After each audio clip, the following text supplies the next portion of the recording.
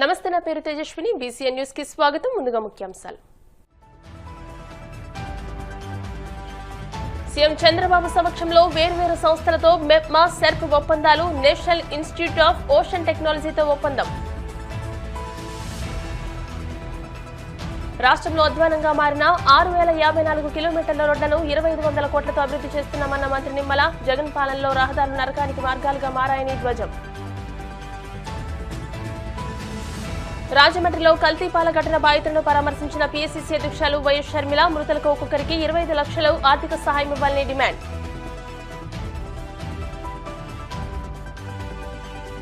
తిరుమల శ్రీవారిని దర్శించుకున్న YCP MP YV Subbareddy. ఆలయ మర్యాదలతో స్వాగతం పలికిన అధికారులు.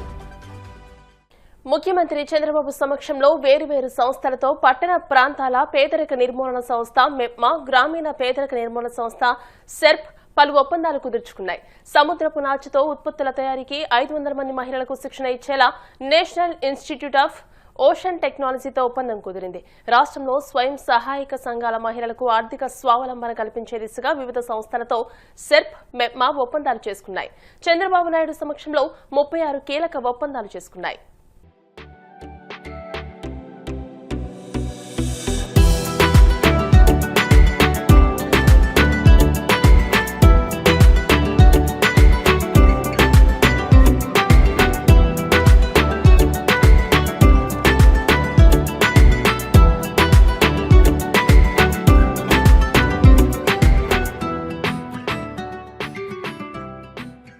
జగన్ 5 ఏళ్ల పాలనలో రహదారులు అధ్వానంగా మారి నరకానికి మార్గాలుగా మారాయని మంత్రి నిమ్మల రామానాయుడు అన్నారు. గత పాలనలో రోడ్ల గుంతల్లో పడి వందలాది మంది చనిపోవడంతో పాటు వేలాది మంది క్షతగాత్రులై ఆసుపత్రి పాలయ్యారని ధ్వజమెత్తారు. 20 నెలల్లో కూటమి ప్రభుత్వం చేసిన అభివృద్ధి రాష్ట్రంలో ఏ మూలకి వెళ్లినా, ఏ పల్లెకు వెళ్లినా కళ్లకు కట్టినట్టు కనిపిస్తుందని చెప్పుకొచ్చారు. పశ్చిమ గోదావరి జిల్లా పాలకులలో 12 కోట్లతో నరసాపురం ప్రధాన కాలువపై డబుల్ లైన్ బ్రిడ్జ్ నిర్మాణ పనులకు మంత్రి నిమ్మల శంకుస్థాపన చేశారు. ఈ సందర్భంగా ఆయన మాట్లాడుతూ గత వైసీపీ పాలనలో ఆర్ఎండ్బీ శాఖను మూసివేస్తే కూటమి ప్రభుత్వం 20 నెలల్లో 3858 కోట్లతో సీసీ, బీటీ రోడ్ల నిర్మాణాలు చేపట్టిందని తెలియజేశారు. రాష్ట్రంలో అధ్వానంగా మారిన 6054 కిలోమీటర్ల రోడ్లను 2500 కోట్లతో అభివృద్ధి చేస్తున్నామని అన్నారు.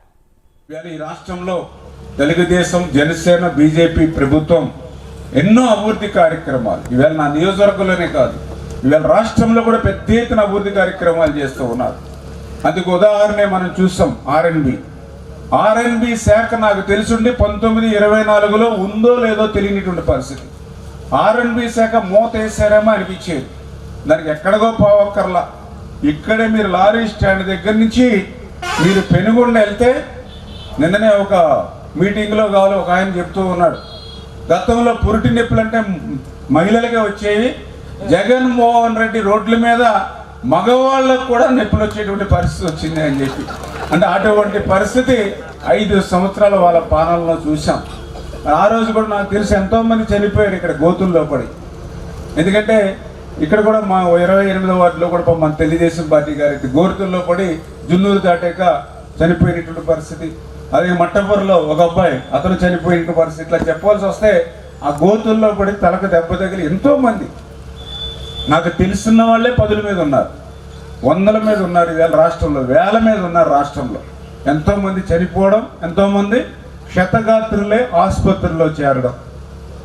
అటువంటి ఆర్ఎన్బి శాఖను మళ్ళీ ఈరోజు చంద్రబాబు నాయుడు గారు అధికారంలోకి వచ్చిన తర్వాత ఈ యొక్క కూటమి ప్రభుత్వం, మరి యొక్క పవన్ కళ్యాణ్ గారు, అదేవిధంగా నరేంద్ర మోడీ గారి యొక్క సహకారంతో చూసినట్లయితే మళ్ళీ యొక్క ఆర్ఎన్బిని ప్రక్షాళన చేసి ఈవేళ దగ్గర మరి 3858 కోట్ల రూపాయల ఆంధ్రప్రదేశ్ రాష్ట్రంలో ఆర్ఎన్బికి ఈరోజు ఖర్చు పెడుతున్నటువంటి పరిస్థితి.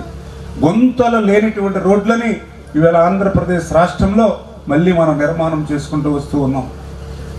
అదేవిధంగా పంచాయతీరాజ్ శాఖ నుంచి కూడా ఈరోజు మీరు చూస్తూ ఉంటే ఏ మారుమూల గ్రామానికి వెళ్ళినా, ఏ మారుమూల ప్రాంతానికి వెళ్ళినా ఈ కూటమి అభివృద్ధి కళ్ళకు కట్టినట్టు కనిపిస్తుంది. దానికి ఉదాహరణే 2500 కోట్ల రూపాయలు ఈ 18 నెలల కాలంలోనే ఆంధ్రప్రదేశ్ రాష్ట్రంలో పంచాయతీరాజ్ శాఖ నుంచి దగ్గర 6054 కిలోమీటర్లు ఈవేళ గ్రామీణ ప్రాంతాల్లో రోడ్ల నిర్మాణానికి శ్రీకారం చుట్టినటువంటి పరిస్థితి. మరి గతంలో ఈ మాదిరిగా అటు పంచాయతీరాజ్కి రోడ్లు నోచుకోలేదు, ఇటు R&B కూడా రోడ్లు నోచుకోనిటువంటి పరిస్థితి. ఎందుకంటే ఒక ప్రాణం పోతే దాని విలువేంటో మీ అందరికీ తెలుసు. అటువంటి ప్రాణాలను కూడా పణంగా పెట్టి ఆ రోజు నరకానికి దారులుగా వైఎస్ఆర్సీపీ గవర్నమెంట్లో రోడ్లు ఉన్నటువంటి పరిస్థితిని మళ్ళీ ఈరోజు మేము నిర్మాణం చేసుకుంటూ ముందుకెళ్తున్నటువంటి పరిస్థితి. అదేవిధంగా ఇప్పుడే చెప్పాను జలజీవన్ మిషన్ అని. గతంలో కేంద్ర ప్రభుత్వం డబ్బులు ఇస్తే అందులో 40% తన వాటాగా రాష్ట్ర ప్రభుత్వం కట్టాలి, 60% కేంద్రం ఇస్తుంది, 40% రాష్ట్రం కట్టాలి. గత 5 సంవత్సరాల వైసీపీ పాలనలో ఆ 40% డబ్బులు కట్టాలని చెప్పి కేంద్రం ఇచ్చేటువంటి 60% నిధులు కూడా వద్దన్నాడు. చూడండి ఎంత అన్యాయము. మనకి వాళ్ళు 60 పైసలు ఇస్తే మనం 40 పైసలు పెట్టాలి.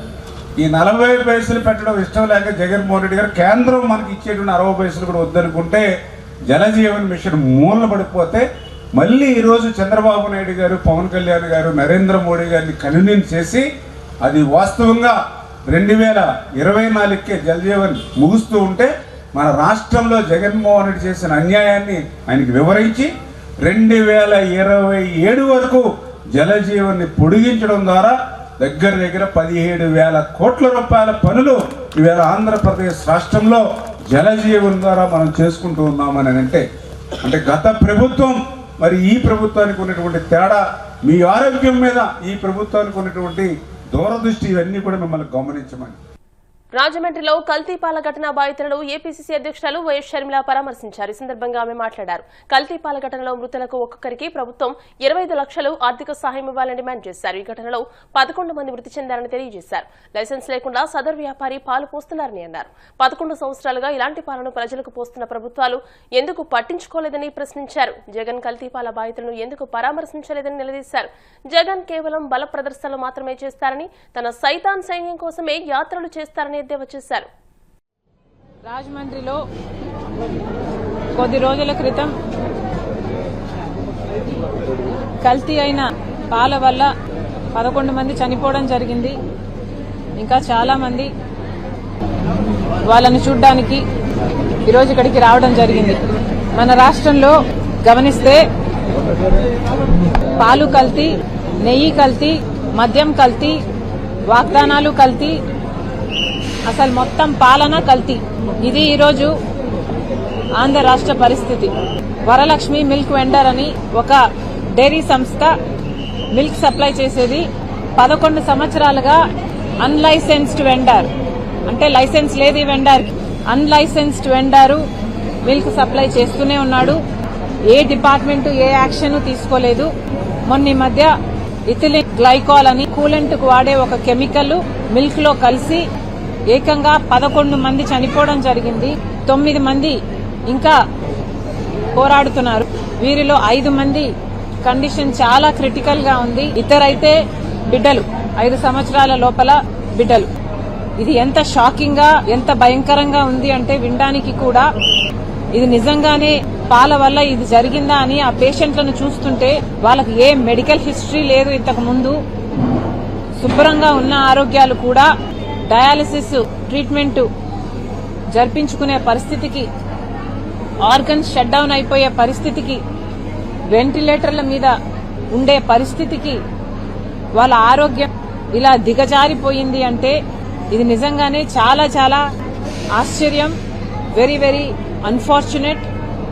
ముఖ్యంగా ఇక్కడ గమనించాల్సిన విషయం ఏమిటంటే for no fault of theirs, వాళ్ళు చేసిన తప్పు ఏమీ లేదు దీంట్లో. పాలు కొనుక్కోవడం వరకే వాళ్ళు చేసిన తప్పు. కానీ మన రాష్ట్రంలో, మన ప్రభుత్వంలో, ప్రభుత్వాలు అనాలి, 11 సంవత్సరాలుగా ఒక అన్లైసెన్స్డ్ వెండరు మిల్క్ సప్లై చేస్తున్నాడు. 11 సంవత్సరాలు is not a small number. 11 సంవత్సరాలుగా అన్లైసెన్స్డ్ వెండరు మిల్క్ సప్లై చేస్తున్నాడు. అది జరుగుతుంది అంటే మన రాష్ట్ర ప్రభుత్వాలన్నీ ఏం చేస్తున్నాయని కాంగ్రెస్ పార్టీ ప్రశ్నిస్తోంది. జగన్మోహన్ రెడ్డి గారి సర్కారైనా, ఇప్పుడు చంద్రబాబు గారి సర్కారైనా ప్రజల ఆరోగ్యం పట్ల ఎంత శ్రద్ధ పెడుతుందో ఇదే ఉదాహరణ. 11 సంవత్సరాలుగా అన్లైసెన్స్డ్ వెండర్ మిల్క్ సప్లై చేస్తున్నాడు. ఇది ఈ ఒక్క ఇన్స్టెన్సే కాదు, మన రాష్ట్రంలో రాష్ట్ర ప్రజలకు చాలా మందికి ఉన్న భయాలు ఇది ఒక్క ఇన్స్టెన్సే బయట పెట్టింది అనుకోవాల్సిన పరిస్థితి లేదు. అసలు ఎక్కడ చూసినా ఒక మిల్కే కాదు, గుడ్లైతేనేమి లేక ఇలాంటి అందరూ జనాలు రెగ్యులర్ గా వాడే పదార్థాలలో కూడా అష్యూరెన్స్ లేని పరిస్థితి ఈ రోజే కాదు, మన రాష్ట్రంలో ఎప్పటి నుండో ఉన్న పరిస్థితి ఇది. అంబేద్కర్ కోనసీమ జిల్లా అమలాపురం తులిప్స్ పబ్లిక్ స్కూల్లో సోమవారం గ్రాడ్యుయేషన్ డే వేడుకలు ఘనంగా నిర్వహించారు. ప్రతి ఏటా యూకేజీ పూర్తి చేసిన విద్యార్థులకు తులిప్స్ పబ్లిక్ స్కూల్లో గ్రాడ్యుయేషన్ డే వేడుకలు నిర్వహిస్తారు. దీనిలో భాగంగానే ఈ ఏడాది కూడా గ్రాడ్యుయేషన్ డే నిర్వహించి యూకేజీ పూర్తి చేసిన చిన్నారులకు ప్రిన్సిపల్ రమేష్ సర్టిఫికెట్లు అందజేశారు. అలాగే ఉత్తమ ప్రతిభ కనబరిచిన చిన్నారులకు బహుమతులు అందించి ప్రోత్సహించారు. నమస్కారం. మరి తులిప్ పబ్లిక్ స్కూల్ అమలాపురంలో మరి ప్రతి ఏటా కూడా ఈ యూకేజీ సెక్షన్ కంప్లీట్ చేసుకున్నటువంటి విద్యార్థులకు మా స్కూల్లో ప్రతి ఏటా ఈ విధంగా గ్రాడ్యుయేషన్ ప్రోగ్రామ్ని మా ప్రిన్సిపల్ గారు రమేష్ గారు, మా మేడం గారు సబితా మేడం గారి యొక్క ఆధ్వర్యంలో వారి యొక్క డైరెక్షన్ మేరకు ఈ యొక్క కార్యక్రమాలు మేము ప్రతి ఏటా నిర్వహిస్తూ ఉన్నాం. ఈ విధంగా మరి పిల్లలు ఆ స్టాండర్డ్స్లో వారు సాధించినటువంటి విజయాలను మరి మేము గుర్తు చేసుకుంటూ వారికి ఇంకా ఫ్యూచర్లో ఏ విధంగా మరి ఆ ఫస్ట్ క్లాస్లో ప్రమోట్కి వెళ్ళాలి, అలాగే వారు రిమైనింగ్ క్లాసెస్ ఏ రీతిగా వారు చదువుకోవాలనేటువంటి విషయాలను మేము కంప్లీట్గా ఇక్కడ గైడెన్స్ ఇస్తూ ఈ రకంగా మేము గ్రాడ్యుయేషన్ డే జరుపుకోవడం అనేది చాలా సంతోషదాయకం. మా స్కూల్లో ఎల్కేజీ నుండి 10th క్లాస్ వరకు కూడా క్లాసులు నిర్వహించడం జరుగుతూ ఉన్నది తులిప్ పబ్లిక్ స్కూల్ అమలాపురంలో. కాబట్టి ఈ యొక్క సద్వినియోగాన్ని అందరూ కూడా ఉపయోగించుకుని మరి చక్కగా స్టడీ అవర్స్ కూడా ఇక్కడ నిర్వహిస్తూ ఉన్నాం. ఈ చక్కటి మరి సదుపాయాలను ఉపయోగించుకుని ప్రతి తల్లిదండ్రులు కూడా మా యొక్క స్కూల్లో మీ పిల్లల యొక్క విద్యాభ్యాసాన్ని కొనసాగించాలని తెలియజేసుకుంటూ ధన్యవాదాలు. And Tulips Public School has conducted the graduation for the kindergartens. Now they completed the events. The school has a good education facilities. All that managements always behind the children. They always behind the children and giving their level best for the students. Now the kindergarten student accomplishment the educations, and they are going to the future for the next step. At a wonderful ceremony, the graduation ceremony has held in Tulips Public School on this day. Thank you and one and all. ఇప్పుడు కాసేపు ప్రకటనలు.